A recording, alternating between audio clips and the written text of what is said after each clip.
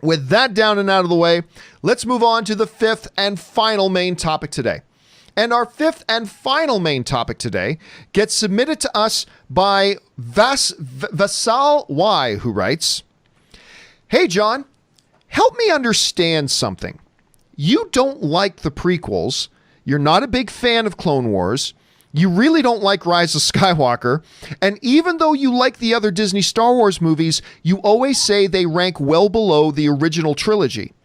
Despite all of that, you always seem so positive and optimistic when it comes to Star Wars. Considering we haven't had anything truly great from Star Wars since the Return of the Jedi, why are you still so optimistic about it?" All right. Thanks a lot for sending that in, man. And yeah, you're right. Look, there are people out there that I call pseudo fans. And it's not just of Star Wars, it's of any property. And what the definition of a pseudo fan to me is this: people who see themselves as true fans and believe that being a fan means you have to blindly love everything that thing does. And that's just not reality. And that's not real fandom. That's not real fandom at all.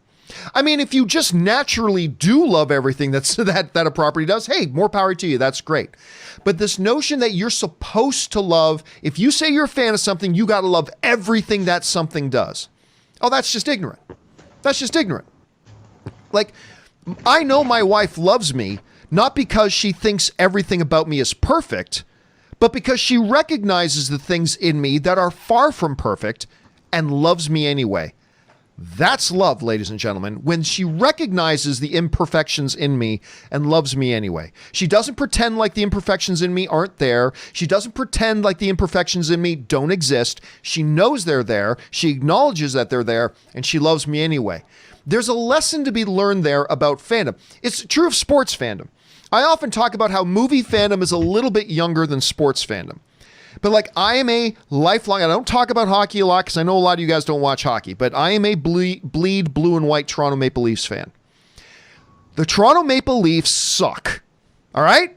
They have almost my entire fucking life. They have sucked. The entire time that my feet have walked this earth, the Toronto Maple Leafs have never even not won the Stanley Cup. They've never even been to the Stanley Cup the entire time that I've been alive on this earth. And for the vast majority of the years that I've been alive on this earth, the Toronto Maple Leafs don't even make the playoffs. But I love the Toronto Maple Leafs. But that doesn't mean I don't acknowledge that there are dumb things they have done. They have been terrible teams sometimes, but even when they're terrible, I love them. Because that's my team, and I love them, but it doesn't mean I ignore the imperfections. I love, in more than anything else in all of entertainment, I love Star Wars. I love Star Wars more than anything else in all of entertainment. But that doesn't mean, as a diehard, till the day I die, major Star Wars fan, that doesn't mean that I'm going to pretend to like things that I don't like. Did I want to like The Rise of Skywalker? Of course I did. But I didn't think it was very good. Many of you did, and that's great. I celebrate that, but it didn't work for me. I don't like the prequels. I think they're dumpster fires. I know a bunch of you guys like them, and that's great, and I celebrate that. They're not for me. I don't radically dislike the Clone Wars, but they don't really work for me either on that level, stuff like that. I do love The Force Awakens, and I do love Rogue One. But they're nowhere near as good as the original trilogy of Star Wars, in my personal opinion. So it's understanding, Vassal, that you would look at somebody like me and say, well, John, there seems to be a bunch in Star Wars that you don't really like. Then why are you so optimistic about it? I'll tell you why. I still love Star Wars so much that so much of my fandom, my imagination, everything has been so influenced and driven by all things Star Wars, and why nothing in the world of creativity or entertainment puts a bigger smile on my face than just the mentioning of those two words, Star Wars. It's because of this. When you look at the original trilogy, you just can simply not overstate what a profound impact that original trilogy had on us as a culture, and specifically the type of impact it had on the movie-going experience at all. I mean, the movie industry, listen to any producer, studio head, whatever, talk about. The movie industry changed when Star Wars came out. George Lucas created this Shakespearean amphitheater. This is my analogy for this.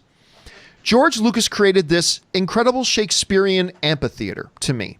This incredible universe that is so rich and so deep and provides a playground for stories to come in and really come alive. And then he inhabited the Shakespearean playhouse with these 3 magical movies that changed movies forever. Star Wars: A New Hope, it was just called Star Wars at the time, The Empire Strikes Back, and Return of the Jedi. And told the greatest trilogy of films ever in the history of anything. It is that playground, it is that environment, it is that world and that universe that George created that captivated the imaginations. Yes, I fell in love with the character of Luke Skywalker. Yes, I love the character of Han Solo and Princess Leia and the Millennium Falcon, the X-Wing fighters and the Death Star and the Republic and the Empire and the Emperor and all that sort of stuff. Yeah, I loved all that too. But paramount to all of that, it was my love of that world. It was my love of that world. And the playing with the basic mythologies of good versus evil, of right and wrong, of levity and humor and entertainment all wrapped into one while playing with common story tropes that we've known but told in expressively different ways than we've ever seen.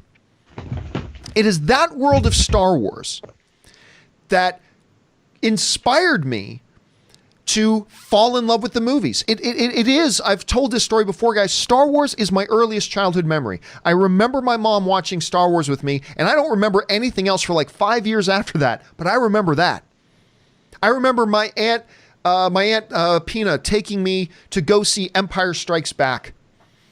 As the probe droids fell out of that Star Destroyer and shot out, and we saw the ice world of Hoth, which looked a lot like my hometown of Hamilton, but we see the ice world of Hoth and all that kind of stuff. I remember that. I remember the first time being in school and seeing the trailer for Return of the Jedi and what that did, and it made an impact on me forever. The reason that somebody like me can go in incredibly hopeful into the prequels, or go in incredibly hopeful into the Rise of Skywalker, or go in incredibly hopeful into whatever Star Wars does, not like what they did, and yet still be totally in love with Star Wars and still totally be excited about what is to come, is because the playhouse is still there. That Shakespearean playhouse that George Lucas built, that world and that universe that he built, is still there and still calls to us, and it still summons our imaginations to come to life. And there are going to be filmmakers, guys. There are going to be filmmakers that come and go. Filmmakers come and go. Studio executives come and go. Writers come and go. George Lucas himself will come and go. But that world that George Lucas created, that universe, that playground of the imagination, the things that has sparked and brought to life the creativity in some of the greatest directors, writers, and filmmakers the world has ever seen, all inspired by this original trilogy because of this universe that these stories can be told and come to life in. When directors come and go, and writers come and go, and studio executives come and go, that world's still going to be there.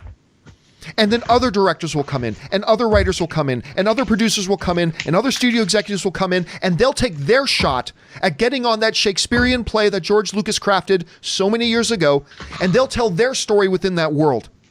And as long as that world is there, to me, I will always be excited about whatever is coming next in the universe of Star Wars. I don't like Clone Wars, and even I'm going to check out Clone Wars, the new season when it comes out, because it's Star Wars and it takes place in that universe. So it doesn't matter if somebody like me goes into seeing The Rise of Skywalker and walks out disappointed. That's okay. That's okay. Because there will be more Star Wars to come. There will be more people and players to get on that stage and bring some other story to life with new characters and new villains and new adventures and new experiences to be had on that incredible stage. And as long as that's true, I will always look forward to what's next. And sometimes I'll like what's next, and sometimes I won't love what's next. But it's never going to deter me one way or the other, because it's still Star Wars, and it's still the house that George built. I may not have liked the second set of films that George made, but it's still the house that George built. And as long as that's there, I will always be optimistic. Chris and Aaron, I just kind of ranted and raved on there for a bit, but is there anything else that you guys want to add to that? I just have to say, okay, I can't do this from home anymore. I can't because I've got my phone. Like, I wanted to watch the live because usually when we're in studio, for you guys that are like watching, when we're in studio, I don't have my phone in front of me. I just see the screen of what's going on, and that's how I know whether or not I'm on. John has my camera on, and so I put it on live so that I could know. All right, I can lean down and eat some oatmeal right now, or I can pick something up, whatever. And I'm watching these comments, and somebody named Travis Earl said The Last Jedi is toilet water. And I'm like, and I just cannot stop laughing at that idea of Last Jedi is toilet water. And I'm reading these comments. I'm so sorry, John. I did not fully embrace what you were saying because, as you know, Star Wars is not necessarily my expertise area. But I will say, for all of you out there who said that we need to have the national anthem playing behind John when he's speaking so eloquently and passionately about Star Wars and his love for it and his Toronto Maple Leafs, I agree with you. So, yeah. That's all I Chris, do you have anything to add? I love Star Wars too. I've got a Boba Fett cardboard cutout wearing a cape in my living room. I should bring it out here next time. I'm so excited about all the Clone Wars things. And I think, yeah, you nailed it on the head there. Just because you love something doesn't mean you have to think everything about it is perfect. That's part of being a fan, is that you do get to say things that you aren't crazy about. You can say them well, because what have we talked about, kids? Opinions are like assholes, and just because you have one doesn't mean you have to be one. So, and most of them stink. Yeah. Just, we all can be pretty cool about not liking certain things about Star Wars. John isn't crazy about all the Clone Wars stuff. I love it because it gives me backstory on Anakin and Obi-Wan that I sorely missed and needed to appreciate some of the movies and some of the relationships that people have. There's different nuggets for everyone in there, and, everyone's going to feel differently about it. It's fine. All right. Anyway, guys, thank you for indulging me as I went off on that. But that's why I remain optimistic and always happy about Star Wars, even when there's stuff in Star Wars that I don't like. Anyway.